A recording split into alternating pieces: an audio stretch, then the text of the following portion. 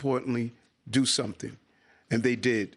And because of that, we believe we have a strong person of interest to deal with this case. I want to now turn it over to the Police Commissioner of the City of New York, Commissioner Tisch.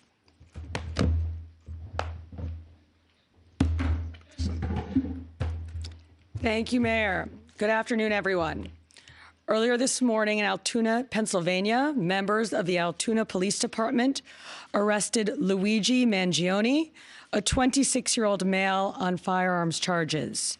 At this time, he is believed to be our person of interest in the brazen targeted murder of Brian Thompson, CEO of UnitedHealthcare, last Wednesday in Midtown Manhattan.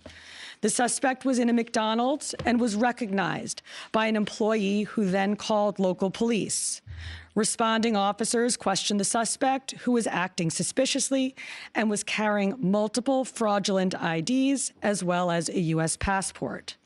Upon further investigation, officers recovered a firearm on his person as well as a suppressor, both consistent with the weapon used in the murder. They also recovered clothing, including a mask consistent with those worn by our wanted individual. Also recovered was a fraudulent New Jersey ID, matching the ID our suspect used to check into his New York City hostel before the shooting incident. Additionally, officers recovered a handwritten document that speaks to both his motivation and mindset. NYPD detectives are en route to Pennsylvania as we seek to interview the subject further. This apprehension is thanks to the tireless work of the greatest detectives in the world, and of course, the strong relationships we have with our local law enforcement partners. On every level, local, state, and federal, we all serve the same public safety mission. And this case, which captured the attention of an entire nation, is another example of how connected we are and how important it is to work together, share information, and pursue every lead. For just over 5 days, our NYPD investigators combed through thousands of hours of video, followed up on hundreds of tips, and processed every bit of forensic evidence, DNA, fingerprints, IP addresses, and so much more to tighten the net. We deployed drones, canine units, and scuba divers. We leveraged the domain awareness system, Argus cameras, and conducted aviation canvasses. And our detectives also went door to door, interviewing potential witnesses and doing the good old-fashioned police work that our investigators are famous for. This combination of old-school detective work and new-age technology is what led to this result today. And we must also acknowledge the instrumental role the media and the public played in this case. The images that we shared with the public were spread far and wide, and the tips we received led to the recovery of crucial evidence. We should never underestimate the power of the public to be our eyes and our ears in these investigations. This is the third time in 3 weeks that a member of the public has seen something and said something and done something that led to a high-profile arrest. The triple stabbing homicide in Manhattan, the gunpoint robberies in Queens during which an NYPD officer was shot, and now this. Now, the case will continue through the criminal justice process, and while we are proud of today's accomplishment, we must, of course, remember that a family is in mourning. I want to again extend my sympathies to Brian's family, his co-workers, and all who knew him. Finally, I want to thank the women and men of the NYPD, especially our Detective Bureau personnel, with a strong assist from our intelligence analysts. We also thank the SAC of the FBI's Criminal Investigative Division, Leslie Rodriguez-Bekshies, and I want to commend the staff of the Manhattan DA's office, and especially DA Alvin Bragg. He has been working with us 24/7 on this case, and I am incredibly grateful for his partnership. I'll now pass it along to our great Chief of Detectives, Joe Kenny, who will provide additional information. Chief. Thank you, Commissioner. Good afternoon. As the commissioner stated earlier, a male was taken into custody today in Altoona, Pennsylvania this morning. He has been identified as Luigi Nicholas Mangione. He's a male, 26 years old. He was born and raised in Maryland. We know he has ties to San Francisco, California, and his last known address was Honolulu, Hawaii. He has no prior arrest history in New York.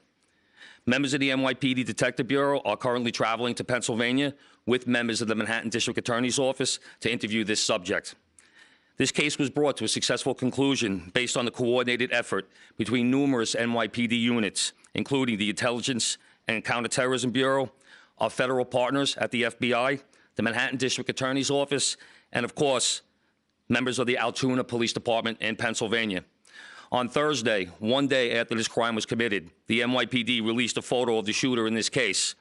This picture was obtained by the NYPD during one of their extensive video canvasses. We took that photograph and we asked for the public's help in identifying this subject, and the public responded.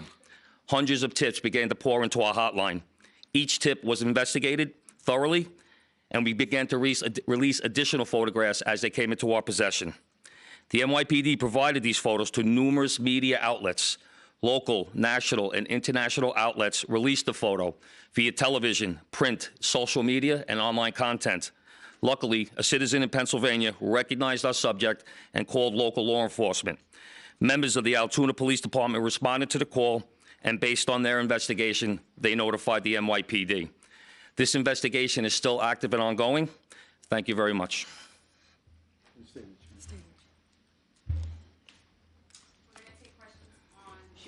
And then we'll... Mark? I had a couple of questions about the document that he was found in possession with. Can you go a little bit more in depth about those motivations that you mentioned?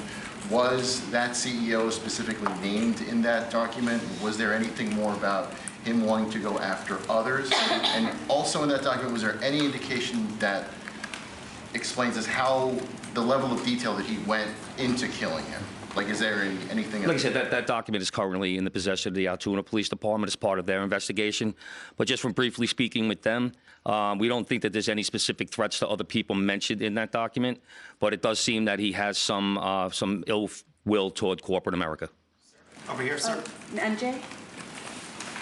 Chief, was the suspect wearing a mask at the time he was spotted in the McDonald's? And also, criminal cases often have a linchpin. Can you point to a single linchpin that helped crack this case? There's numerous linchpins in this case, in the fact that we've recovered an enormous amount of forensic evidence, an enormous amount of video, and once again, with your help and the public's help. So I really couldn't put it on one thing, but if I had to, it would be the release of that photograph from the media. Dean? You said he had a passport on him. Do you believe he was trying to flee the country? And also, are you still looking for any evidence in Central Park in regards to the bike? We had divers in the water yesterday that came up negative results. The passport, we don't believe that he was planning on doing any traveling at this time. We don't think at this point in our investigation, we don't think he was trying to flee the country. The person at the McDonald's, were they buying food? What were they doing at that exact moment?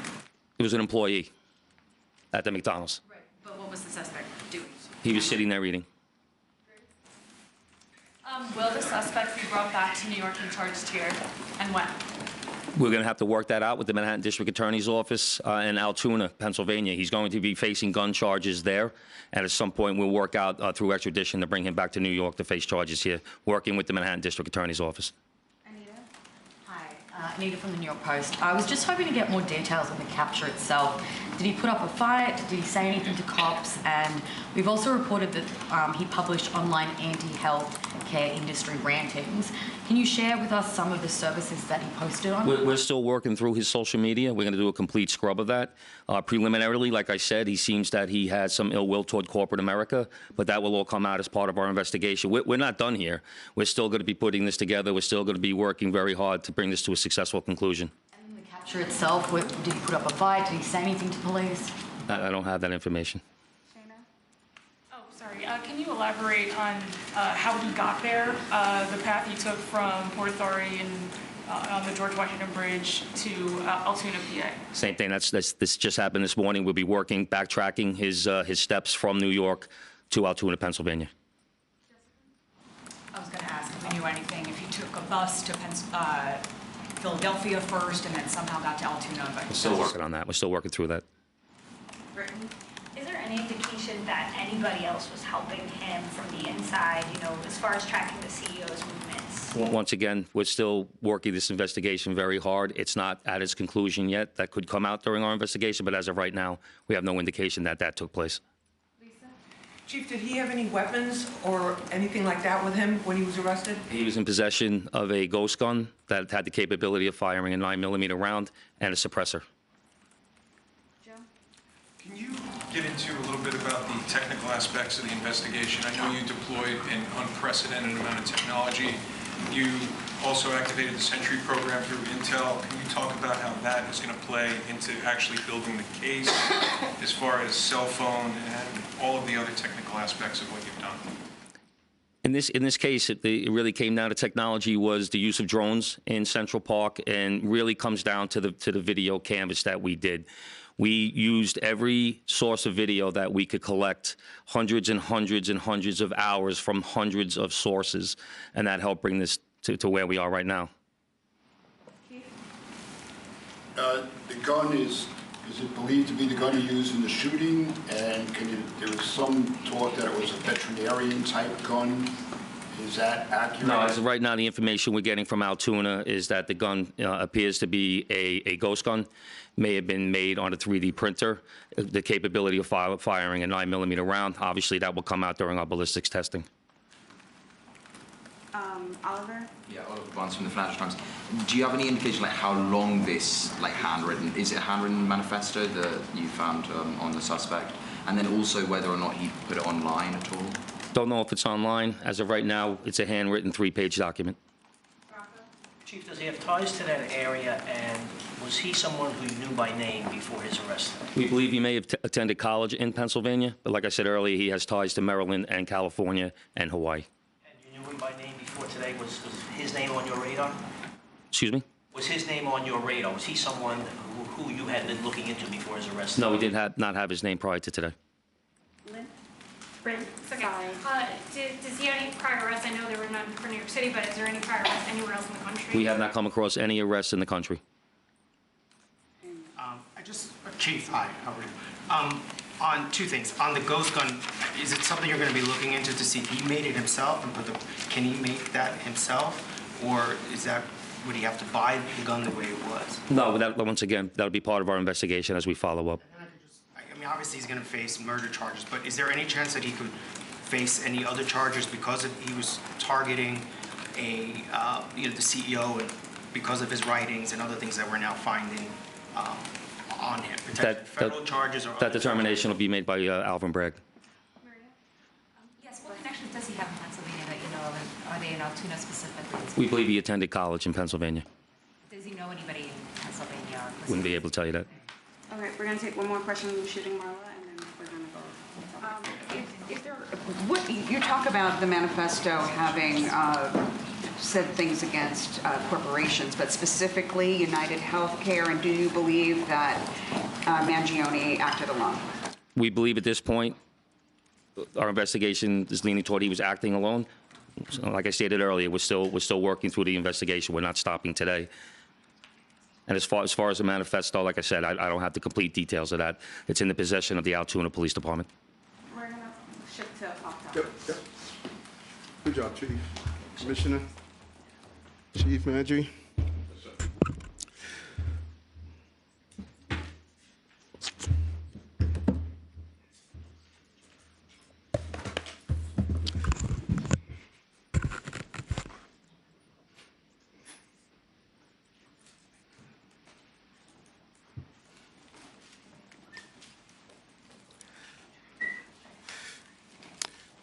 Again, great job by the New York City Police Department. Certain aspects of this investigation and the crime itself is something that we have been zeroing in on. Ghost guns. We have really talked about this since the beginning of the administration. They could be made on a 3D printer, and they are extremely dangerous, and we must do more on the federal level to clamp down on the availability of ghost guns. And it just really leads into just the top headers of what we did last week and what we're doing this week. This week is all about public safety. Public safety, I've stated over and over again, is a prerequisite to our prosperity, and we're going to continue to make this city a safe city. It's the safest big city in America, but anytime you have a crime of this magnitude, it shocks us, and it really has a major impact on the perception of crime in this city. This crime has continued to go down. We're going to continue to do what's needed. Today, we announced an Every Block Count initiative, and the blocks that we identified since October, they have not had one shooting or one shots fired job that came over. We're going to add that on to our Community Link operation that has resulted in over 1,000 operations and over 700 complaints resolved, nearly 16,000 summonses issued, and over 200 people placed in shelter. Our Community Link initiative is extremely important. It operates every day across the city, removing ghost cars, targeting illegal vendors, and addressing the everyday problems that make New Yorkers feel unsafe. The precincts where we have focused on our Every Block Count is the 73rd Precinct in Brooklyn and the 46th Precinct in the Bronx. These two precincts have historically seen high rates of violent crimes and shooting incidents, and so we want to make sure we deal with all of those quality of life issues that impacts why criminal behavior takes place. We don't want to only to be reactive, we want to be proactive. Hats off to the team. It's a big belief on my part. You have to dismantle the historic walls that kept us from operating together. FDNY, DSNY, DOB, DEP, HBD, NYCHA, Parks, DOT, and other community-based organizations are all part of this initiative with the local block CEO and many, many more agencies. You know, last week we announced Axe the Tax for working class.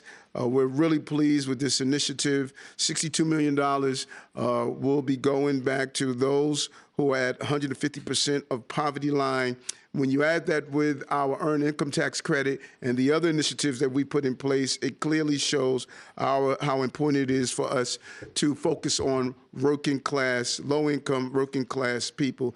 We really want to thank Senator Leroy Comrie and State Assembly Member Ronnie Bichat-Hermelin for carrying the bill. So, Amaris, why don't we open the floor to a few questions? Hi, Mr. Mayor. How are you? Good. Other big news today, Daniel Penny was found not guilty of the killing of Jordan Neely. I wanted to get your thoughts on that. And then another question. Last week on our morning show, you left the door open seemingly to rejoining the Republican Party. I wanted to know why you didn't say you're a proud Democrat. Do you find issues with your own party? First, as I stated when this incident first happened with Jordan, that's my son's name. And so, these incidents that happen in the city is not only professional, but they're personal, and we take that with us. Jordan should not have had to die. I strongly believe, as I've been stating, probably from day one, we have a mental health system that is broken. When you have someone repeatedly going through that system, that's a signature of failure. And we need help in Albany and in the city council. We can't sit back and mourn the loss of someone that is caught up in this system when we're not taking the action every day. But a jury of his peers heard the case, saw all the facts and all the evidence, and made a decision. And I joined DA Braggs in stating that I respect the process. And then on my second question last week on leaving the door open about joining the Republican Party on our morning show, why didn't you say you're a proud Democrat, and do you find issues with your own party? No, it's amazing how things take legs and create their own creative writing style. I never stated that I was not running as a Democrat. I ran as a Democrat as a senator, as a borough president, as a mayor, and I won. I'm running as a Democrat. I was on Channel 11, and they asked the same question. I said the same thing. I am true blue, but I'm also a true blue-collar mayor. And the American people in general, but specifically here in the city of New York, they're tired of this squabbling after campaigns are over. I don't think anything is more infuriating than while you are dealing with everyday crisis, people are having an intellectual conversation of parties. When I took office as a police officer and as an elected official, I pledged allegiance to the United States of America. That's what I said on your show. And how did that run wild? That's just the nature of the creativity that comes from your industry. I ran as a Democrat, I'm going to run as a Democrat, and I'm going to win as a Democrat like I did the last time. Good to see you. How are you? Not too bad. How are you doing? Good, good. I was wondering if you could follow up on another comment you made over the weekend about the potential of invoking executive action to override the council and sanctuary city laws. Can you give us any other details about what you're considering doing? I think you've expressed why, but any details about any new policy you're presenting? And one quick follow-up to Kelly's question. Do you think the verdict in the Daniel Penny case says anything about the mood of the city, and do you feel like it opens the door for maybe more of these interactions of people taking justice into their hands, so to speak? Yeah, good question. And I'll answer the latter first. What you see, what people often do, a lot of people make interpretations, about trials, but juries are in the courtroom. They're hearing every piece of evidence. They are hearing the testimonies. They have to make the decision. And that's the system that we have. And actually, it is probably one of the best systems on the globe. And I think the juries heard the evidence and made a determination based on the evidence that they heard. And does it impact what's going to happen throughout the city, that people are not going to take action or going to take action? I don't think it does. I think that oftentimes people make these decisions when they are in the midst of it. And there's a desire of New Yorkers to help out those who are in need. There's a desire of New Yorkers to always respond when they believe it's necessary. And I don't think that is going to change in any way. This is not the first time, and I'm sure it's not going to be the last time, that individuals take actions, and people are going to question about those actions that happen. But at the cornerstone and the heart of this is that this young man, like so many others that are on our subway systems, I made it clear. That's not a place to sleep, to live. That's not a place to be. And when they need help, we need to give them the help that they have. What was your first question? Quickly, if you could give us any more details about what you're That's the sanctuary city. I have not been unclear about this. I've been extremely clear. I've said it over and over again. I said it last year sometime. The part of the law that the city council they have refused to change, that we cannot communicate with ICE when people commit serious violent acts. I disagree with that. That was not the sanctuary city law that Mayor Koch put in place. It was not the sanctuary city law that Mayor Bloomberg did. The previous administration made a major change. And there was a report over the weekend where a councilperson stated that, why don't you just open up the federal ICE office on Rikers Island? We can't. It's right. So, one should know what the law is and what the law isn't. And if I had legal standings to overturn that law, then that's the conversation I want to have with the court counsel. When we feel the law is unjust, we go to our court counsel and say, do we have legal standards? We're not going to do frivolous lawsuits just to say we're doing a lawsuit. I was just curious, are you going to add crime? Because there is a list of crimes where someone committed them. You can release a detainer if ICE has a judicial warrant. So is it a matter of adding more crimes? Is it a matter of what you just mentioned, allowing ICE to work on city property? Any specifics you can give us? My directions to the Corp Council was to give me my options on what I could do as the mayor and what EO I can actually put in place. They are looking through the options. They're extremely clear on my feelings about people who harm innocent New Yorkers and people who harm migrants and asylum seekers. I'm clear on that no one in this city should be the victim of a violent crime. And so they're looking at that, and once we make a determination, I can circle back. Mr. Mayor. Yes. How are you? Good, thank you. I just wanted to circle back onto the Daniel Penny verdict. Should the governor remove District Attorney Alvin Bragg after losing this case, which you previously signalled is a case that should not have been brought forward? And then I just wanted to follow up with, is the jury's decision a reflection that New Yorkers are sick of a soft-on-crime justice system? Sick of what? They're sick of a soft-on-crime justice system. No, she should not remove D.A. Bragg's.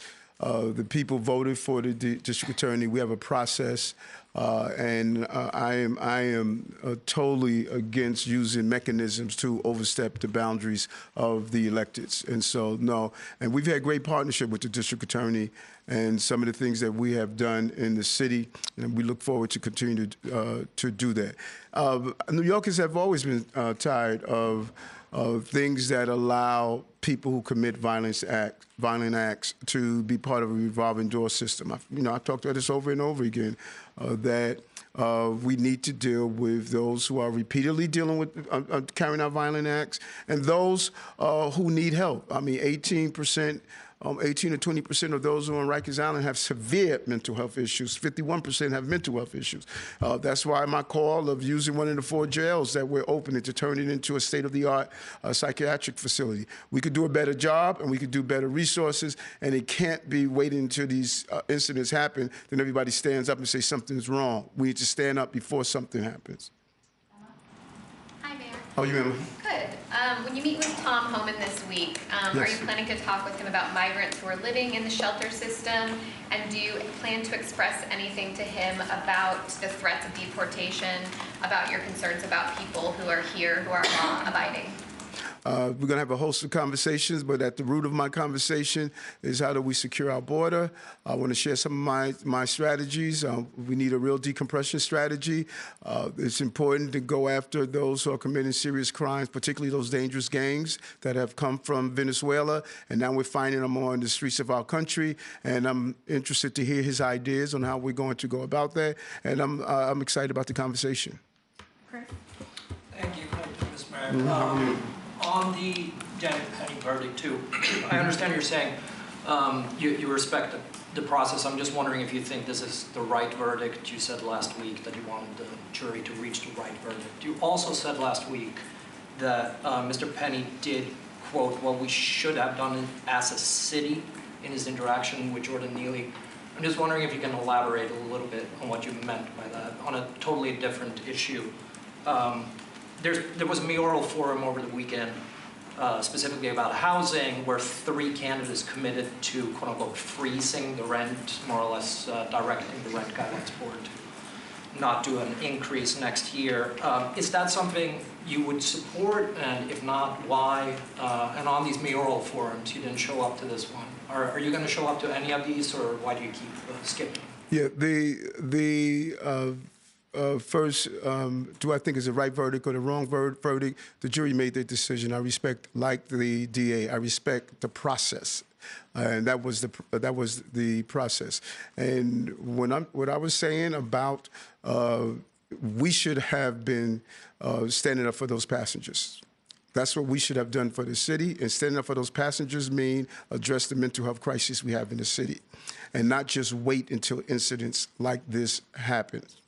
And determination of him that he stood up, rightfully or wrongfully, that came in front of a jury of his peers.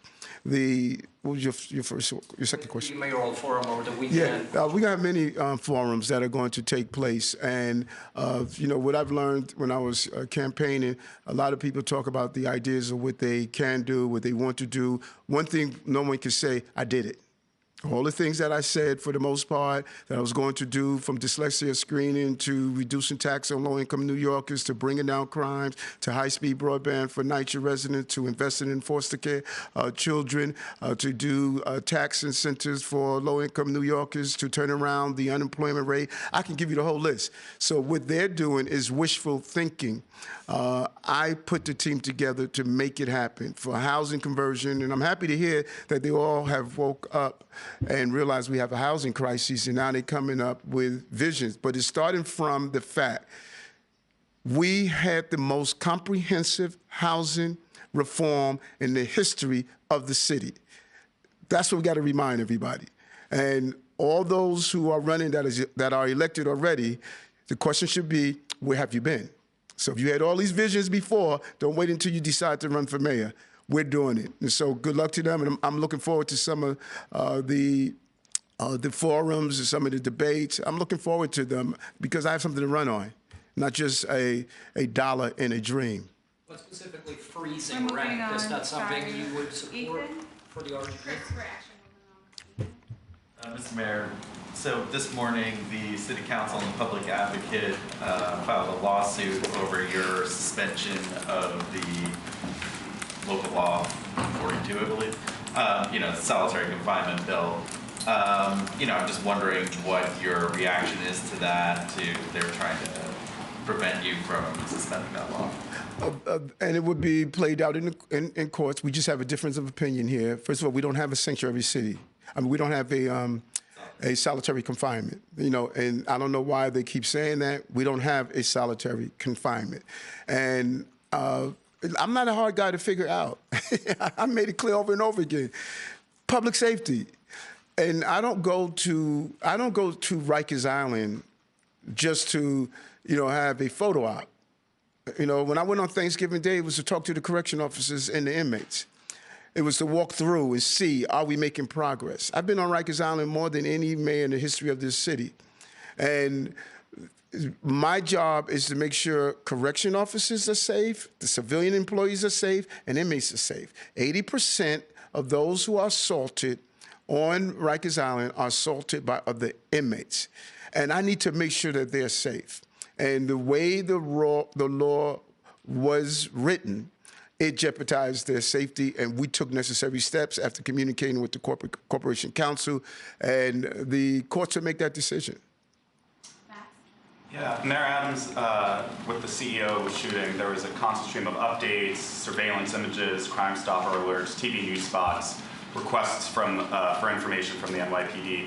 But I wanted to ask you about the killing of a migrant teenager last week in the financial district. A group of men attacked him and another migrant after reportedly asking him whether he spoke English or not. What updates do you have in that case? And do you have images of the suspects in that case? And if so, why haven't those been publicized, as we saw in this other case? And has the same amount of police resources been spent on his death as the CEO's death? First and foremost, the fact pattern that you just described about asking, did he speak English, that was not in any of the reports, that was not in any of the interviews, because I specifically asked the investigators and the commissioner, and that was in any documentation or any of the interviews that took place. Any loss is a huge loss. And there are aspects of that incident that is slightly different from what was reported and is currently receiving the necessary manpower to bring the person to justice. And we don't believe a loss of a death of an innocent life should be ignored. But when you have a specifically targeted shooter, we didn't know if this person was going to carry out additional shootings. We didn't know if this person was a serial shooter. We didn't know what we had. We knew we had to take him off the streets of the city. So the urgency was not so much that was he a CEO in comparison to someone that's a low-income New Yorker? No, it's not. We did not know what we had and what was going to be the extent of that. And as it was just mentioned, some of the preliminary reporting that the chief gave us is that he was showing a total, appeared to be a distaste for corporate America. So we didn't know what was next. And we did the necessary decision to make sure we brought this person to justice and took him off the streets of New York. So if the reporting hasn't been accurate, do you have any updates on that case? We're actually moving on. Morgan? Hi, Mr. Mayor. Hey, Morgan, how are you? I'm good, thank you. So on the man believed to be the suspect here, one of the reasons why you guys got a good look at him is because he was able to pull his mask down in the hostel. Just wondering if this is prompted you to renew your call to have people not wear masks when they go inside businesses. And then my second question is, you said that you're going to run as a Democrat, but you said you're also a blue-collar mayor. Do you feel like the Democratic Party has strayed away from its blue-collar roots? I think it was last year, early this year, mayor's dog years, we called to say, when you go into businesses and establishments, ask people to temporarily remove their mask. we can close these cases in hours when if everyone will cooperate and just say temporarily pull down your mask. You don't have to permanently take it off, but once you get that video, once you get that picture, then you are in a good place. And we're going to ask our Uber, Lyft, taxis, all of them to act the same. When you get inside someone's taxi, someone's cab, someone's for hire vehicle, you should have that person pull down their mask so you can see who they are, and many of our vehicles have cameras inside. That would assist us greatly to apprehend the person involved and send the information across the country. And so I will continue to advocate a very smart, simple way of having a great tool for law enforcement, and we want to continue to do that. And then the second question, you said that you're going to run as a Democrat, Yes. but The Democratic also, groups, yeah. right. No, I think that we are not doing a good job in speaking to working class people. And I've said this over and over again, and I said it pre-election, that our conversation is and must be, as what we've attempted to do in this administration, from housing to bringing down the cost of child care to all the other initiatives. We wanted to speak to working class people, and that's what I hear from working class people every day. And while they are hurting, they don't want this intellectual conversation that I believe the party started to do. You look at what we did here in New York. The minority leader in Congress, Hakeem Jeffries, was able to secure many of his seats here because those candidates were having a working class people conversation, and that's what I think the party needs to do. From Bloomberg? Yeah. About the mask ban? Yes. I know that the governor has also been talking about pushing for a ban maybe in subways. You've talked about it. Would you go to some kind of legal ban or something you would present before the city council? I think it's a combination from our preliminary review. It's a combination from the city council and a combination from the state. We had a ban in place, and it was removed after COVID. I think we need to re-examine having that put back in place.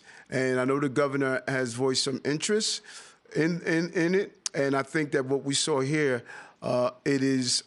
maybe this would give the wind in the sail to bring this home. One thing is clear that, thank God, this person didn't go out and harm other individuals. The longer he stayed on the streets, the more dangerous it could have been. Hi, Mr. Mayor. What's up, Liz? How are you? Good. Just wanted to clarify something. You talked about this last week, too. Yes. Would you prefer to see an undocumented person who's accused of a violent crime? Would you prefer to see that person serve out their sentence before being handed over to federal authorities? Or would you be willing to hand them over to federal authorities before that verdict and before the sentencing is announced? My desire is to give the member of the public who's the victim of that crime, they should serve their sentence. I want to hear what the borders are, what his ideas are, because justice is making sure that person serves a sentence. If that person commits a serious violent act and he's automatically cut loose, we can find that person back on our streets. And you can find that person, not every country will make sure that person serves out his time. If there's a way to have an agreement that they serve out their time in that country, I can live with that. But I think a family member who lost a loved one, who was viciously assaulted, who was harmed in serious ways, particularly our 7 major crimes, they should get some sort of justice. And many of our borders in other countries lax in ensuring that that person does not come back into our city. Nothing would be more horrific that a person commits a serious crime and that person is immediately released without serving that time, and that family is not receiving any justice, and they come back on our streets. That's why we have to secure our border.